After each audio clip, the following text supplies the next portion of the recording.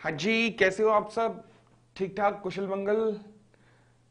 चलो जी, बहुत बहुत स्वागत है आपका फाउंडेशन की इस रिवीजन क्लास के अंदर, जहां पर आज हमारा टॉपिक है ब्रीच ऑफ कॉन्ट्रैक्ट। अभी तक हम कर चुके हैं परफॉर्मेंस तक, फ्री कंसेंट हो चुका है, कैपेसिटी हो चुका है, कंसिडरेशन हो चुका है, offer and acceptance and basic concepts हमारा हो चुका है। आज हम करने जा रहे हैं breach of contract. Breach of contract का मतलब क्या होता है? कॉन्ट्रैक्ट का टूट जाना। शीशा हो या दिल हो, आखिर टूट जाता है। तो बस आज वही करने जा रहे हैं हम।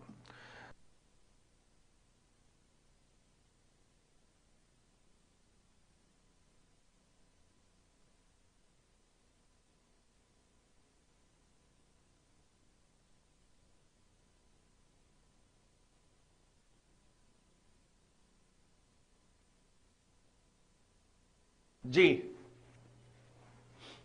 Breach of contract. बस एक मिनट देना, मैं जरा अपना असाइनमेंट ओपन कर लूं।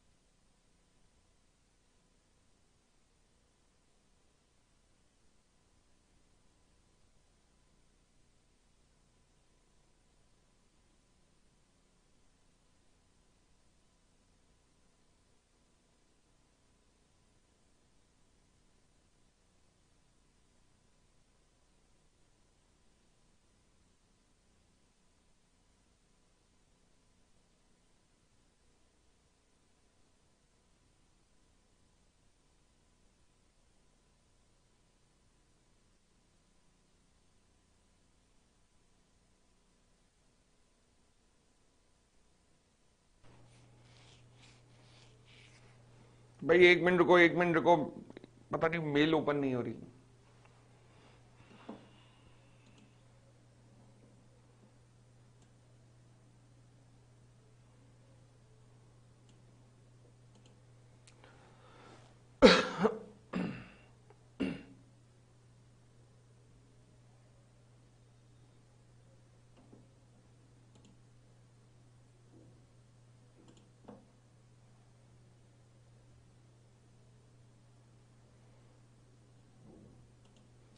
चलो जी,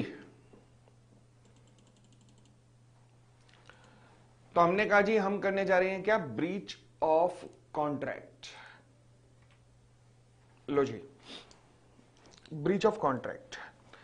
अब सवाल ये उठा है सबसे पहली बात कि ब्रीच का मतलब क्या हुआ? ब्रीच का मतलब होता है टूट जाना। अच्छा, जब आपने जो वादा किया आप जो उसे तोड़ देते हो तो इसे क्या कहते हैं? ब्रीच कहते हैं। ओके।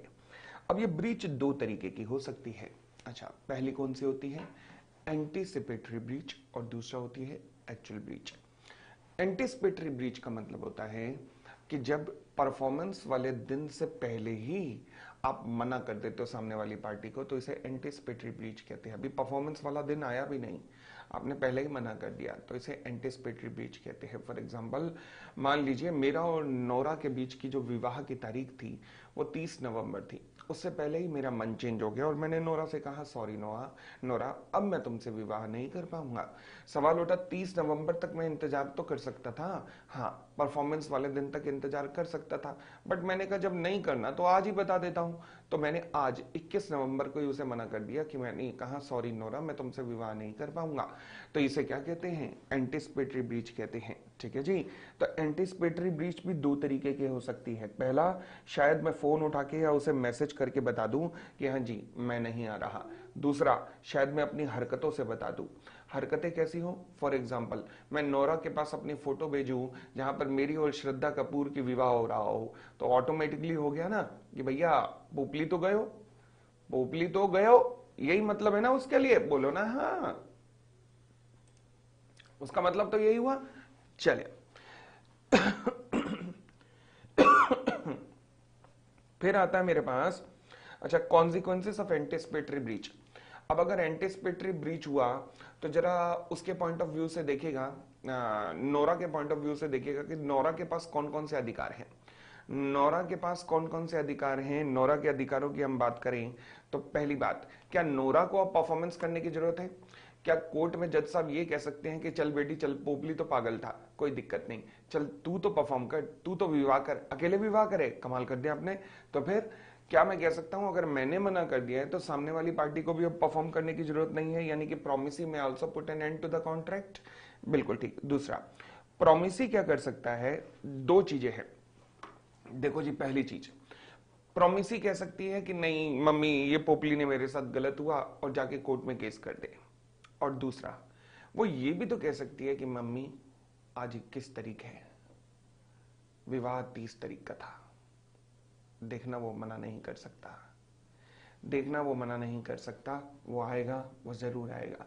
भाई सीए इंटर ऑडिट वाले जितने बच्चे यहां पर आए हुए हैं, प्लीज प्लीज प्लीज, कल 2 बजे ऑडिट की क्लास होगी, 2 बजे। आज मैं अनाउंसमेंट दूंगा, कल 2 बजे यूट्यूब पे भी होगी और ऐप पे भी होगी, कल 2 बजे होगी। प्लीज सीए इंटर ऑडिट वालों प्लीज, ठीक है। चले, हाँ जी। नोरा ये भी तो कह सकती है मम्मी पोपली ऐसा नहीं कर सकता।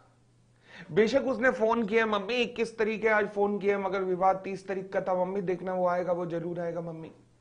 वो मेरा पोपली ऐसा नहीं है, मेरा पोपली जरूर आएगा, जरूर आएगा मम्मी। वो ये भी तो कह सकती है प्रोमिसी में elect to keep the contract alive till the date of performance. समझ आया?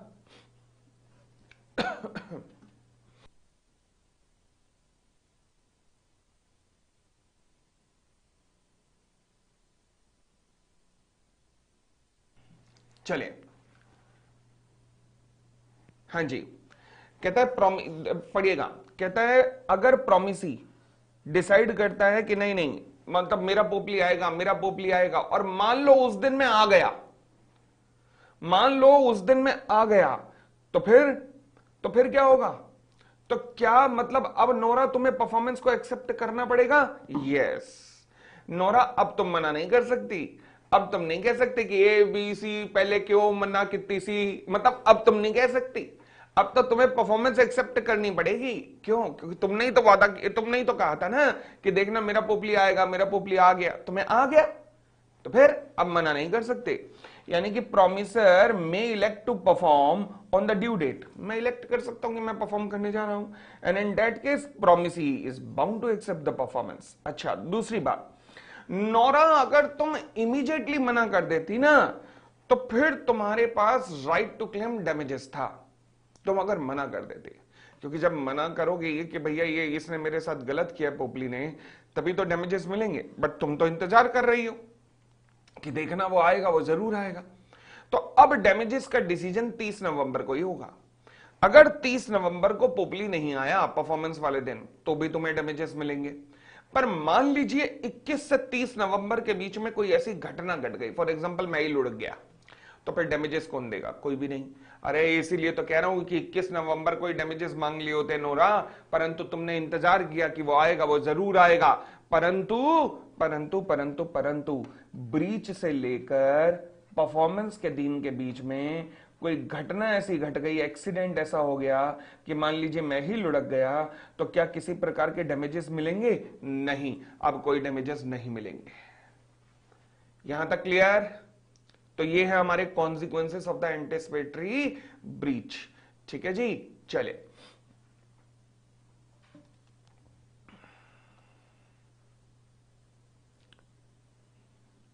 आगे बढ़ते हैं। मानव जी मुझे व्हाट्सअप कर दो actual breach of contract. Actual breach का मतलब क्या होता है? एक्चुअल ब्रीच का मतलब होता है जिस दिन परफॉर्मेंस होनी है, 30 नवंबर का वो पवित्र पावन दिन जब नोरा और मेरा विवाह होना है, 30 नवंबर को ही अगर मान लीजिए मैं मना करता हूं 30 नवंबर वाले दिन, तो इसे क्या कहते हैं? Actual breach. अब एक्चुअल ब्रीच भी दो तरीके की हो सकती है, breach eight the time when the performance is due and breach during the performance of contract. अच्छा, ड्यूरिंग द परफॉर्मेंस को ना जरूरी नहीं है कि शादी वाले एग्जाम्पल से ही जोड़ना है। पता लगा मेरे फेरे चल रहे हैं, मैं बीच में से भाग गया या नोरा भाग गई बीच में से, ऐसा नहीं। तो कोई और भी तो एग्जांपल ले सकते हैं। तो फिर फॉर एग्जांपल मान लीजिए मैंने 1000 टन शुगर सप्लाई करने का कॉन्ट्रैक्ट किया। मैंने 1000 टन शुगर सप्लाई करने का कॉन्ट्रैक्ट किया, 2 इंस्टॉलमेंट में सप्लाई होनी थी।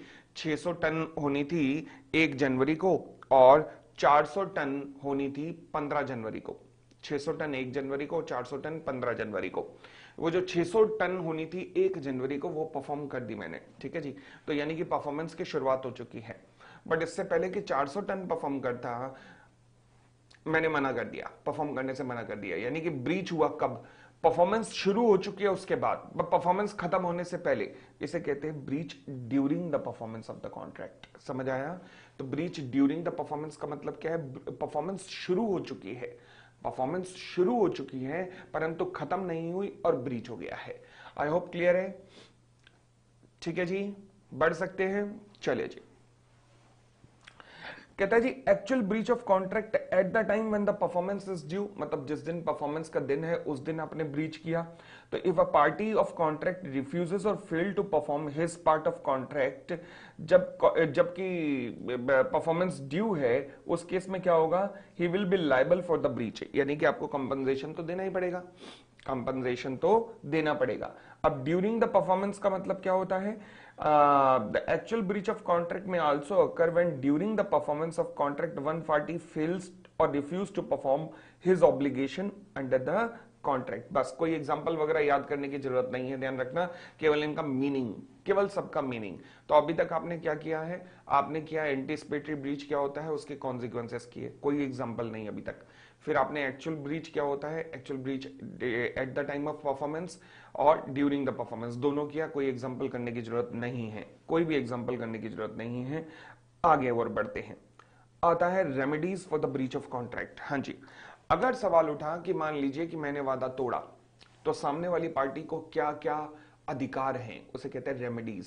सामने वाली पार्टीज को कौन कौन से अधिकार अराइज हो सकते हैं एक पार्टी के ब्रीच के द्वारा, तो इसे कहते हैं remedies in case of a breach of contract. तो पहला राइट कौन सा है? Recession of contract. Recession of contract का मतलब है कि अगर मैंने वादा तोड़ा तो क्या आप भी अपना वादा तोड़ सकते हो कि नहीं? अगर मैंने वादा तोड़ा तो क्या आपके पास भी अपना प्रॉमिस तोड़ने का अधिकार आ गया कि नहीं? क्या आपको परफॉर्म करने की जरूरत है? बिल्कुल नहीं। तो आप भी क्या मना कर सकते हो? बिल्कुल कर सकते हो। तो वही लिखा recession of the contract. Recession का मतलब होता है कॉन्ट्रैक्ट को टर्मिनेट करना। रिसेशन बोले तो कॉन्ट्रैक्ट को टर्मिनेट करना। तो इसका मतलब ये है कि अगर मान लीजिए प्रॉमिसर मना कर देता है तो प्रॉमिसी को भी अपना वादा निभाने की जरूरत नहीं है। रिसेशन कोई एग्जांपल करने की जरूरत नहीं है, बस इतना ध्यान रखना। रिसेशंस का मतलब टर्मिनेट करना कॉन्ट्रैक्ट को। इसका मतलब है अगर प्रॉमिसर रिफ्यूज कर देता है अपना वादा निभाने से, तो प्रॉमिसी के पास भी राइट है कि वो भी टर्मिनेट कर सकता है अपने वादे को। ठीक है जी। फिर आते हैं सेकंड पे, सूट फॉर द डैमेजेस। हाँ जी, क्या दिल पे चोट लगती है? क्या सामने वाली ने अगर कॉन्ट्रैक्ट तोड़ा तो क्या दिल पे चोट लगती है कि नहीं? यस भाई, दिल टूट जाता है तो फिर डैमेजेस मिलेंगे कि नहीं? यस, बिल्कुल डैमेजेस मिलेंगे। तो एग्रीड पार्टी के पास अधिकार होगा, पीड़ित पक्ष के पास अधिकार होगा कि वो डैमेजेस भी क्लेम कर सकते हैं। क्या? डैमेजेस भी क्लेम कर सकते हैं। क्लियर हो गई इतनी बात? Next, suit for the specific performance. अच्छा जी, स्पेसिफिक परफॉर्मेंस क्या होता है पहले तो ये समझना।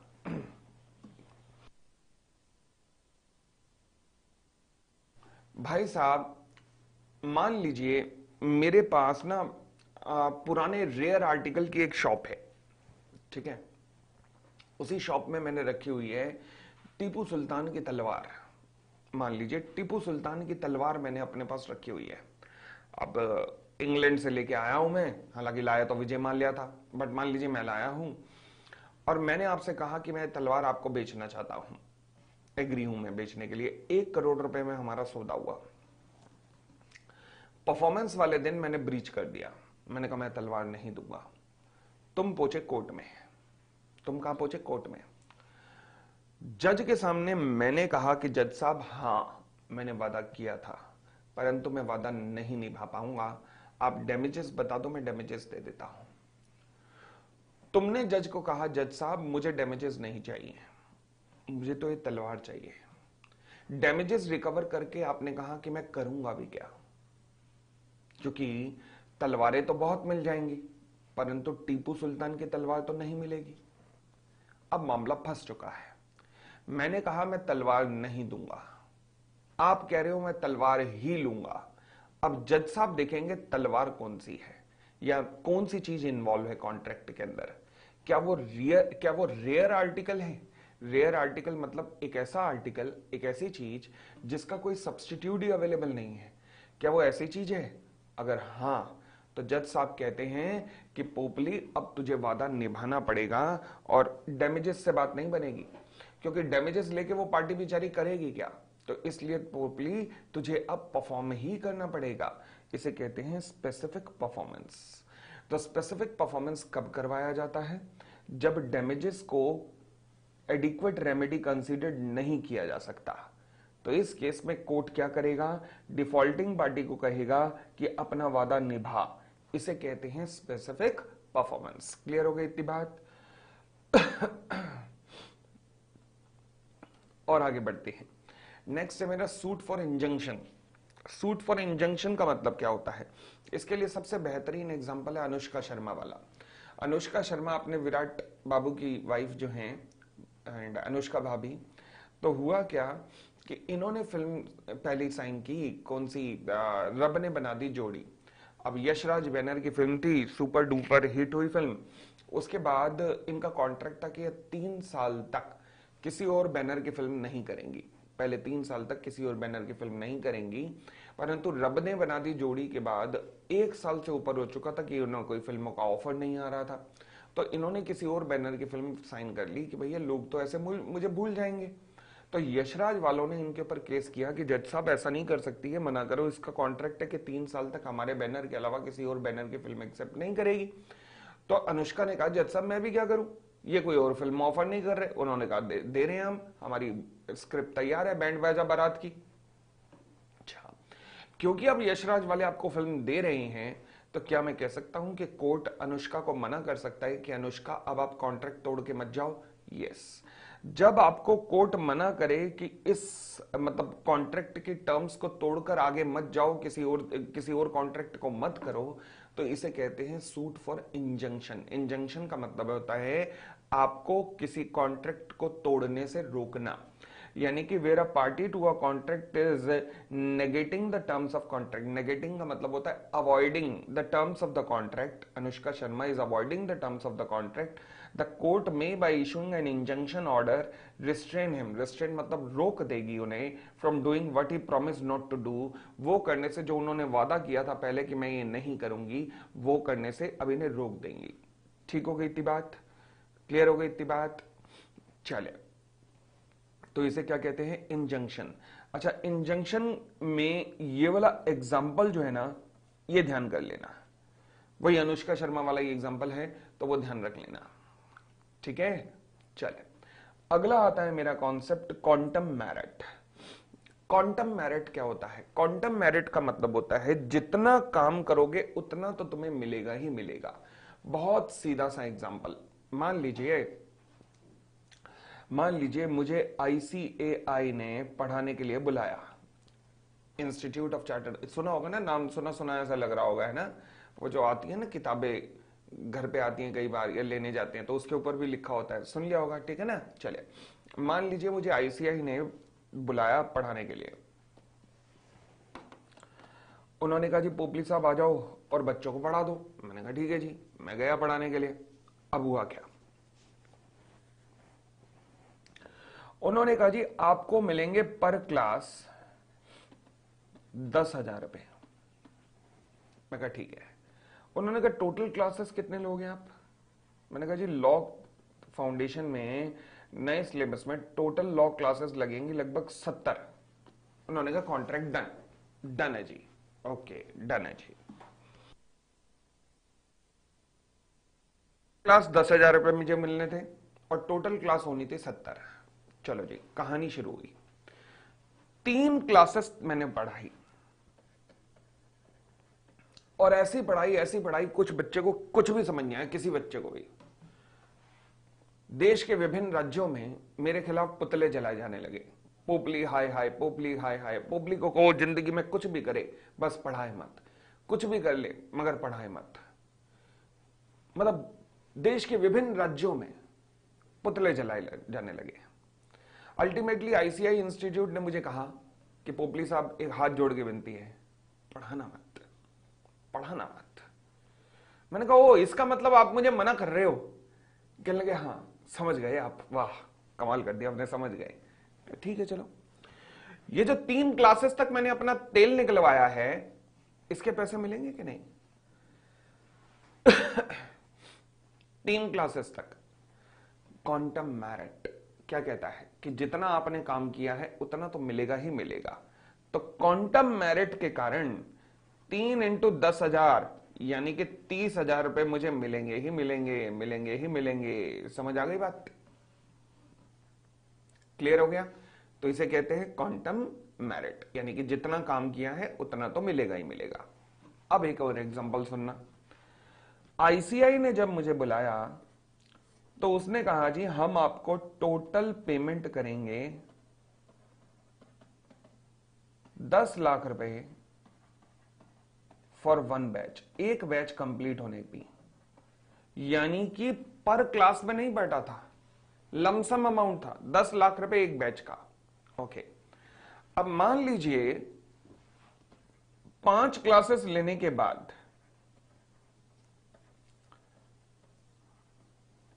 मैंने खुद कॉल किया आईसीआई को, मैंने खुद कॉल किया आईसीआई को।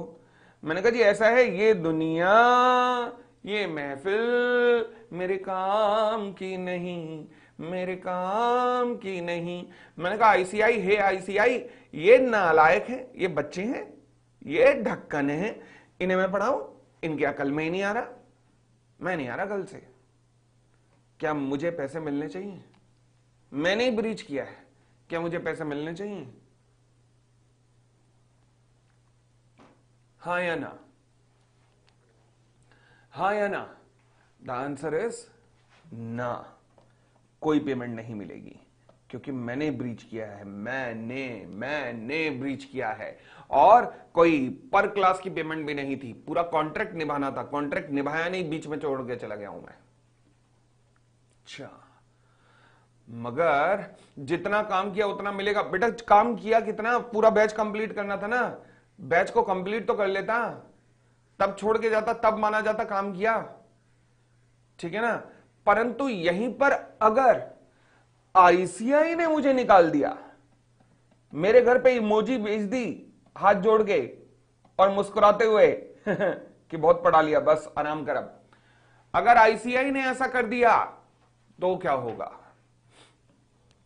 अगर आईसीआई ने ऐसा कर दिया तो क्या होगा? तो मुझे पैसे मिलेंगे कि नहीं?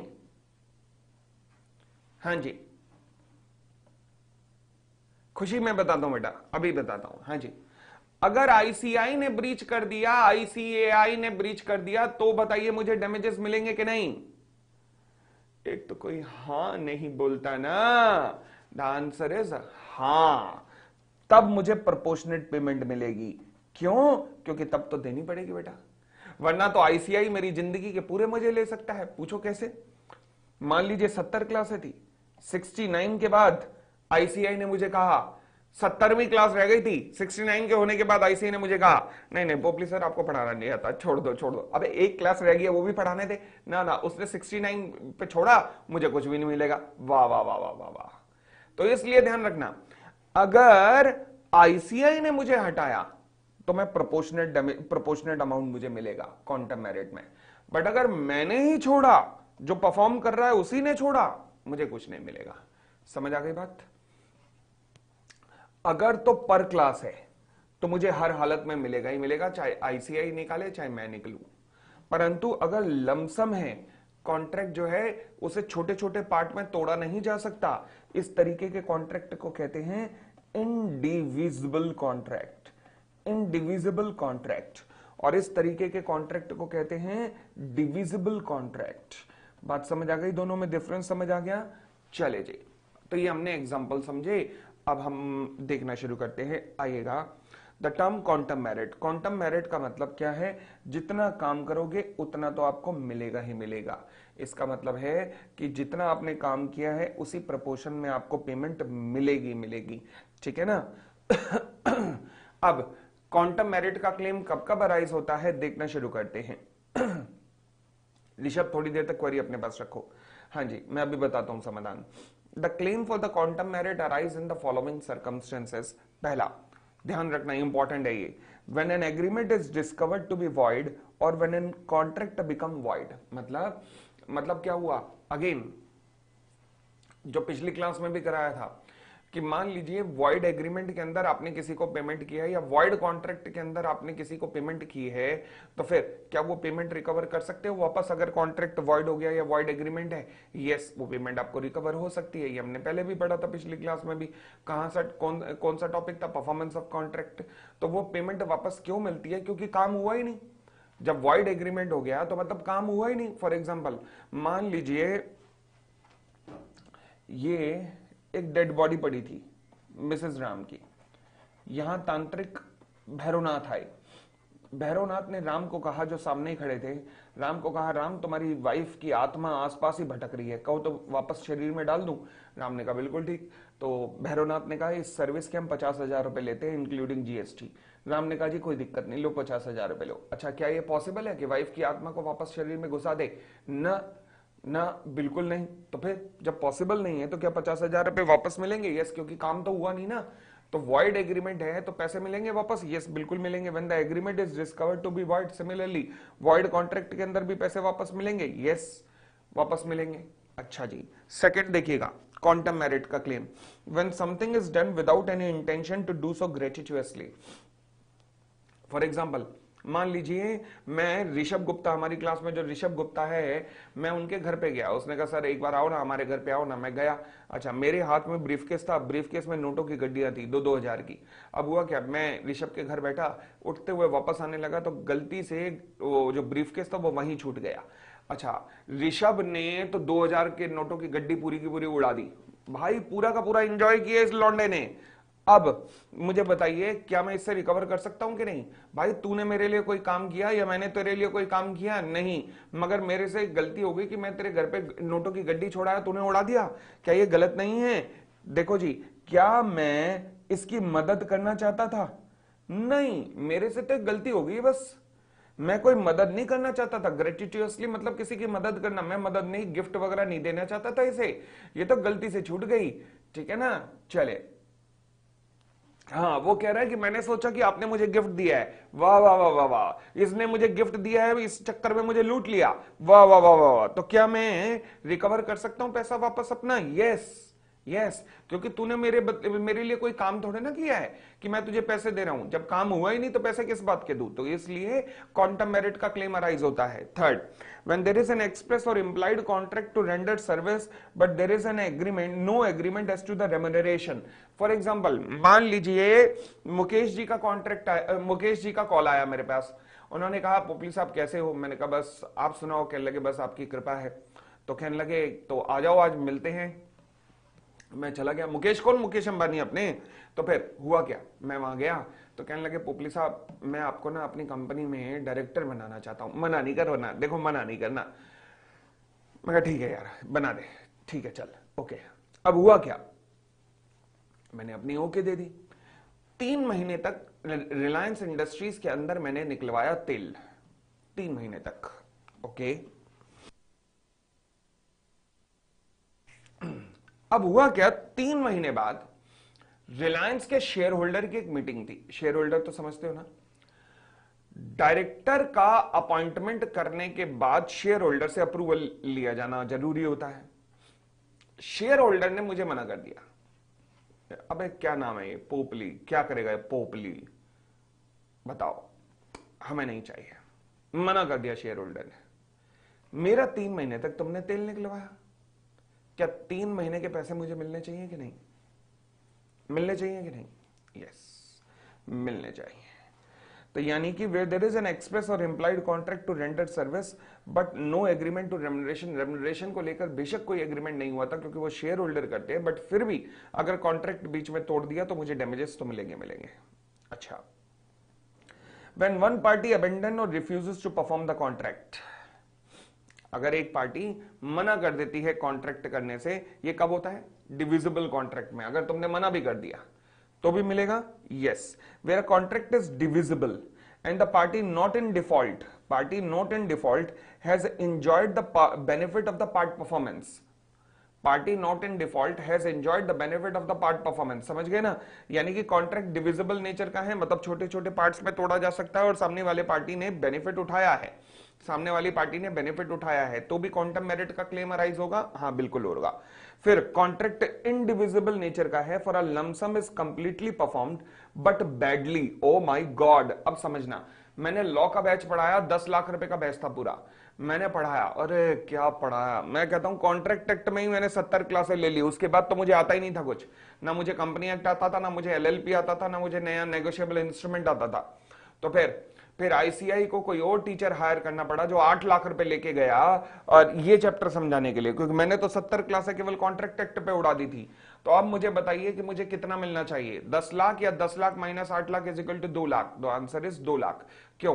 क्योंकि अगर आपने कॉन्ट्रैक्ट को निभाया बट अच्छे से नहीं निभाया और जिसको रिपेयर एंड मेंटेनेंस करके दोबारा सही किया गया, तो जो रिपेयर एंड मेंटेनेंस पे खर्चा लगा है वो माइनस कर दिया जाएगा आपको दिए जाने वाले अमाउंट में से। ठीक हो गई थी बात? डन का मैसेज दे दो, एक बार सारे पढ़ो दोबारा।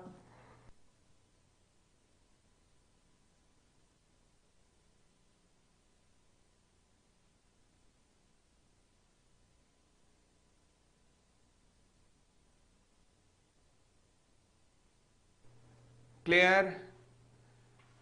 चलिए,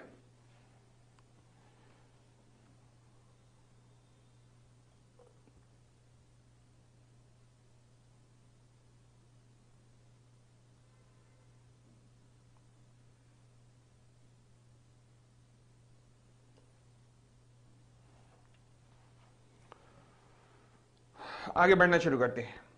अब आता है जी डिफरेंट टाइप्स ऑफ डैमेजेस। हाँ जी, डैमेजेस कितने प्रकार के हो सकते हैं? पहला देखिएगा क्या लिखा है,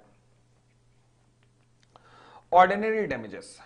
ऑर्डिनरी डैमेजेस का मतलब क्या होता है? ऐसे डैमेजेस जो कि नेचुरली अराइज होते हैं। नेचुरली क्यों अराइज हुए? फॉर एग्जांपल किसी चीज की कीमत बढ़ गई, तो किसी चीज की कीमत बढ़ने के कारण जो डैमेजेस अराइज होते हैं they are called as natural damages, या फिर ऑर्डिनरी डैमेजेस भी इन्हें कहा जाता है। क्या कहा जाता है? Ordinary damages. क्लियर हो गया? अब एक ना कंफ्यूजन बच्चों में रहती है, वो उसका कारण है आईसीआई। कैसे? इन्होंने केस डाल रखा है हेडले वर्सेस बैक्सेंडेल का ऑर्डिनरी डैमेजेस में, जबकि रियल में केस बनता है किसका? स्पेशल डैमेजेस का। क्यों? क्योंकि इस केस में हुआ क्या था, पहले सुनिएगा। स्पेशल डैमेजेस क्या होते हैं? स्पेशल डैमेजेस का मतलब होता है ऐसे डैमेजेस जो केवल तभी रिकवर हो सकते हैं जब वो स्पेशली कंसीडर्ड किए गए थे eight the time of contract. यानी कि अगर कॉन्ट्रैक्ट करते हुए इन्हें कंसीडर्ड नहीं किया गया था तो फिर ये डैमेजेस कभी भी रिकवर नहीं हो सकते। इन्हें क्या कहते हैं? Special damages. अब हेडले वर्सेस बैक्सेंडेल में क्या हुआ था? क्योंकि हेडले की एक फ्लोर मिल थी, आटा चक्की थी, जिसकी मोटर खराब हो गई थी, तो मोटर ठीक कराने के लिए उसने बैक्सेंडेल नाम के व्यक्ति को भेजा। बैक्सेंडेल को कहा भाई कितने दिन में आ जाएगा? उसने कहा 5-10 दिन में आ जाऊंगा या 15 दिन में आ जाऊंगा। वो आया 2 महीने बाद। अब 2 महीने बाद आया तो बैक्सेंडेल ने कहा ला भाई मेरे पैसे दे, मैं तेरी मशीन ठीक करवा के आया हूं। अब हेडले ने क्या कहा? हाँ हाँ हाँ, फिर तेरे को पेमेंट चाहिए ना? हाँ चल चल चल, बिल्कुल ठीक है बेटा, मैंने तुझे देने थे पौंड कितने? 50, ठीक है, और तू जो इतना लेट आया उसकी वजह से मेरा नुकसान हुआ है पौंड 80, तो ला 30 पाउंड तू मुझे दे। वाह, बैक्सेंडेल ने कहा 2 महीने भी मैं वेस्ट करके आया और 30 पाउंड भी अब तुझे दे दूं, कमाल हो गई बात। हेडले वर्सेस बैक्सेंडेल का ये केस गया कोर्ट में। कोर्ट ने कहा हेडले तुम बैक्सेंडेल से 1 भी रुपया रिकवर नहीं कर सकते, बिल्कुल भी रिकवर नहीं कर सकते। क्यों नहीं कर सकते? क्योंकि बड़ी सीधी सी बात है कि तुम जो 80 पाउंड का जो क्लेम उससे मांग रहे हो, क्या ये कॉन्ट्रैक्ट करते हुए कंसीडर्ड किया गया था? कॉन्ट्रैक्ट करते हुए कंसीडर्ड किया गया था कि अगर तूने लेट किया तो मुझे इतना नुकसान हो सकता है? क्या ये बात पहले बताई गई थी? नहीं। तो जब नहीं बताई गई थी तो तुम रिकवर नहीं कर सकते। ये हेडले वर्सेस बैक्सेंडेल का केस है जो कि स्पेशल डैमेजेस में आना चाहिए, ठीक है? तो ये घबराना मत। कई बच्चे ऐसे ही पूछते हैं कि सर स्पेशल डैमेजेस के अंदर हेडले वर्सेस बैक्सेंडेल क्यों है, वो तो ऑर्डिनरी डैमेजेस में आना चाहिए। नहीं नहीं नहीं, वो हमारे इंस्टीट्यूट में कोई कलाकार ने स्टडी मटेरियल बनाते हुए यहाँ पे ऑर्डिनरी डैमेजेस में डाल दिया केस, बट एक्चुअल में स्पेशल डैमेजेस का केस है, ठीक है? चल आगे आगे आगे आगे आगे आगे, हाँ जी। हेडले वर्सेस बैक्सेंडेल का केस बड़ा इंपॉर्टेंट है, ध्यान रखना, case of Hadley versus Baxendale. But लिखोगे क्या, ये इतनी सारी अंग्रेजी लिखोगे नहीं? क्यों? क्योंकि बस इतना लिखना है, हमने तो डिसीजन लिखना होता है। तो in the case of Hadley versus Baxendale it was held at B, मतलब Baxendale was not liable for the loss of the profit as it was not considered at the time when the contract was entered. या फिर दूसरे शब्दों में, Hadley can not recover the amount from the Baxendale because no damages were considered at the time of contract. जैसा भी लिखना चाहो आप अपनी लैंग्वेज में भी लिख सकते हो।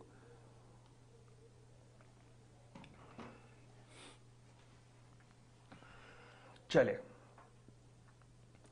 फिर आते हैं अगले डैमेजेस मेरे पास, जिन्हें विंडिक्टिव डैमेजेस कहते हैं। अच्छा, विंडिक्टिव डैमेजेस बताने से पहले एक चीज मुझे बताना, ए और बी दोनों के बीच में कॉन्ट्रैक्ट हुआ,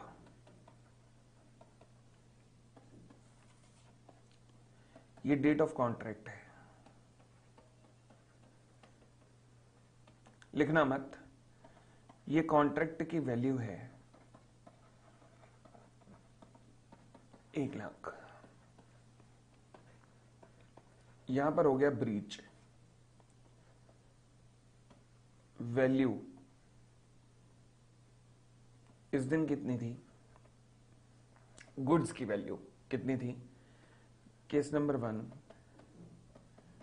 1,10,000, केस नंबर 2 70,000। बताइए डैमेजेस कितने होंगे दोनों केसेस में?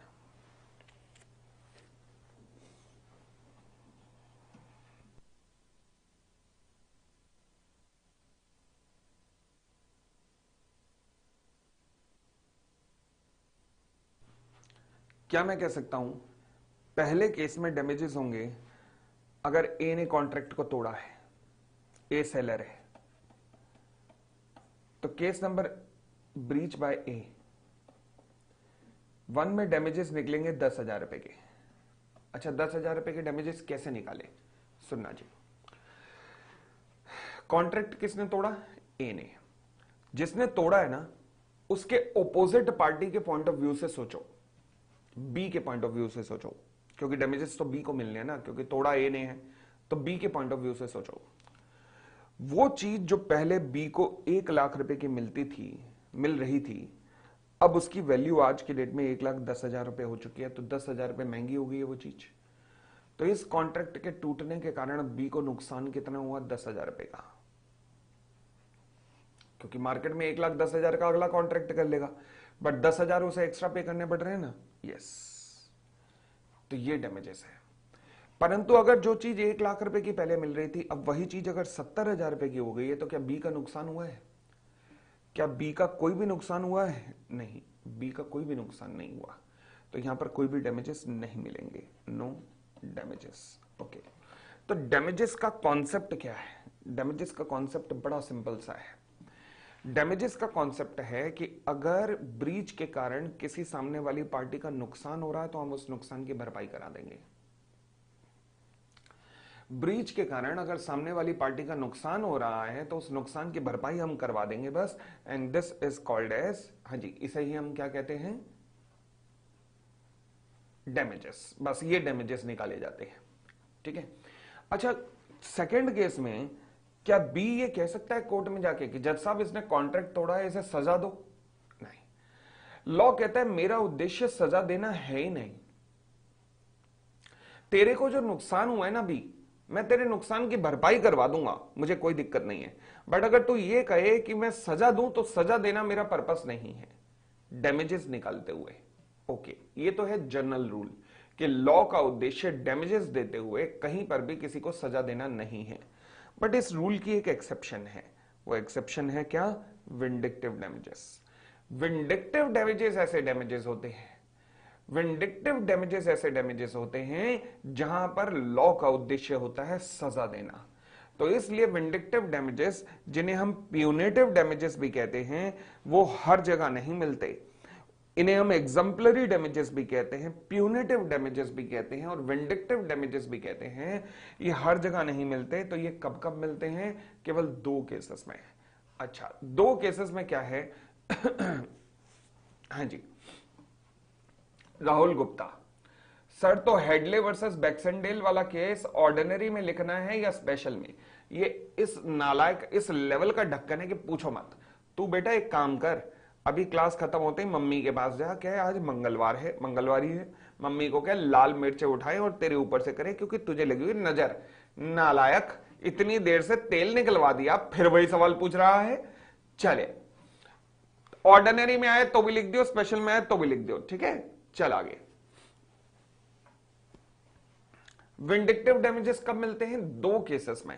पहला, for the breach of contract of marriage, यानी कि जब आप विवाह करने के बाद मैंने नोरा से कहा कि मैं तुमसे विवाह करना चाहता हूं और मैंने अगर ये वादा तोड़ दिया तो क्या नोरा को ये डैमेजेस मिल सकते हैं? हां, नोरा को ये डैमेजेस मिल सकते हैं, ठीक है ना।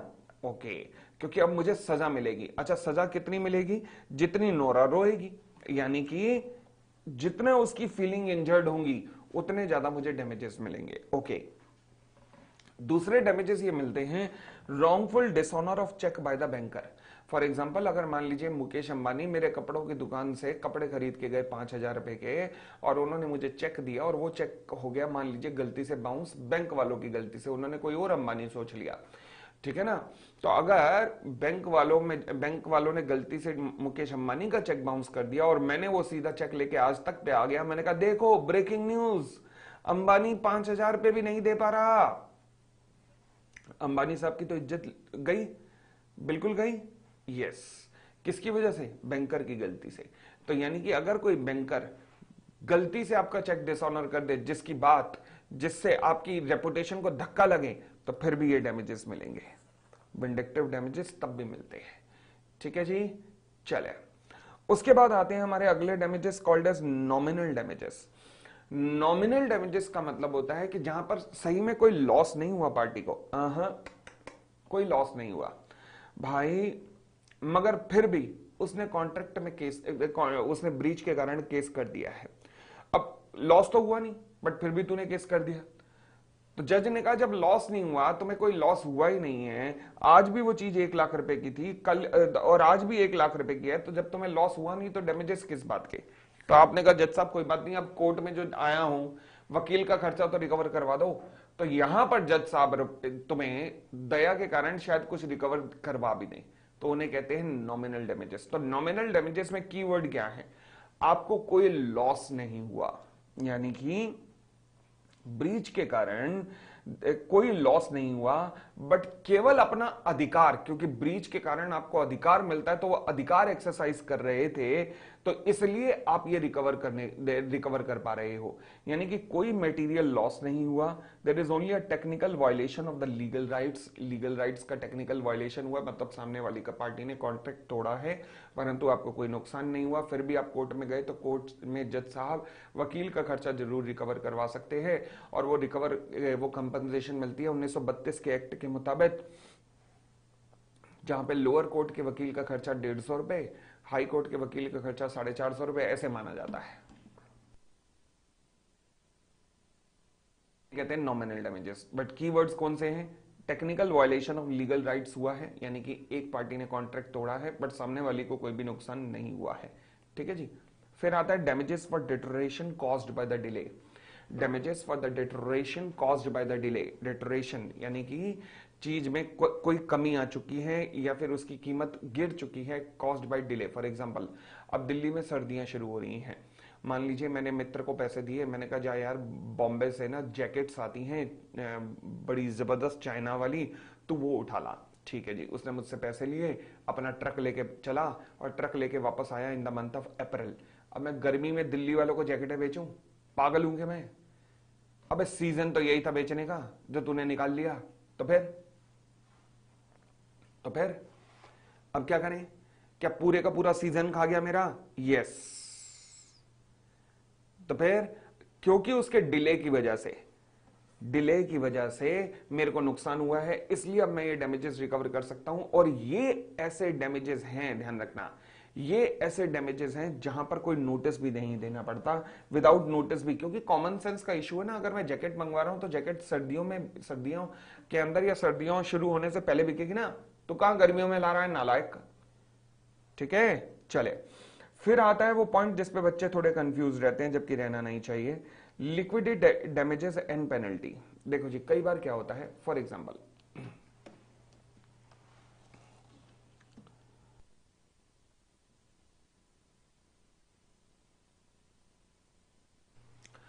कॉन्ट्रैक्ट में लिखा है कि अगर एक पार्टी ने ब्रीच किया तो जितनी उस चीज की कीमतें बढ़ेंगी, जितनी उस चीज की कीमतें बढ़ेंगी, वो बढ़ी हुई कीमत प्लस वकील का खर्चा, ये डैमेजेस होंगे। चीज की कीमत बढ़ी प्लस वकील का खर्चा, ये डैमेजेस होंगे। अच्छा, केस नंबर 1 था। केस नंबर 2, लिखा है कॉन्ट्रैक्ट में कि अगर कॉन्ट्रैक्ट ब्रीच हुआ, कि अगर कॉन्ट्रैक्ट ब्रीच हुआ तो डैमेजेस होंगे 1,50,000 रुपए। ओ माय गॉड, दोनों में फर्क सोचना क्या है, दोनों में जरा डिफरेंस सोच के देखना क्या है, डिफरेंस क्या है दोनों में। पहले में क्या मैंने डैमेजेस निकालने का प्रॉपर एक मेथड बताया है कि डैमेजेस कैसे निकलेंगे।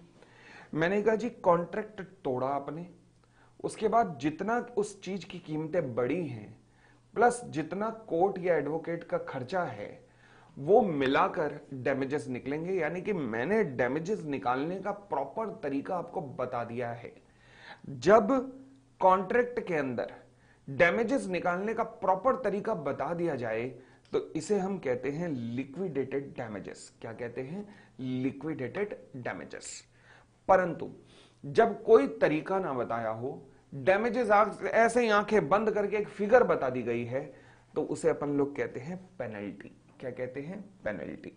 तो क्या लिक्विडेटेड डैमेजेस और पेनल्टी में फर्क होता है? हाँ, क्योंकि लिक्विडेटेड डैमेजेस रिप्रेजेंट करते हैं एक fair and genuine pre estimate of damages likely to result.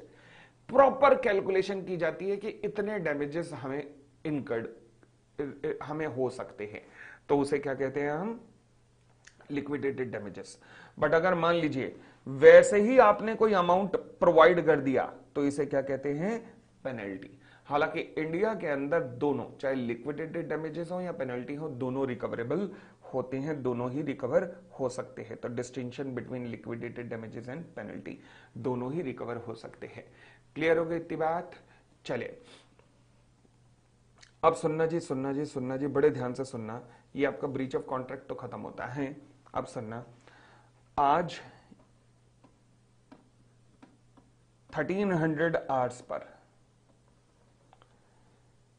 1300 hours per मतलब 1 बजे दोपहर को क्वेरी सेशन है जूम पर, जहां पर आप अपनी अपनी क्वेरीज लेकर आ सकते हो। ठीक है, तो आज 1 बजे हम क्वेरी सेशन के लिए मिलते हैं। धन्यवाद, धन्यवाद, धन्यवाद, थैंक यू। लिंक आपको टेलीग्राम पर मिल जाएगा, और जो जिन लोगों के पास टेलीग्राम का लिंक नहीं है, वो इस क्लास के नीचे मैं टेलीग्राम का लिंक भी डलवा रहा हूं, वहां देख लेना। ठीक है, थैंक यू।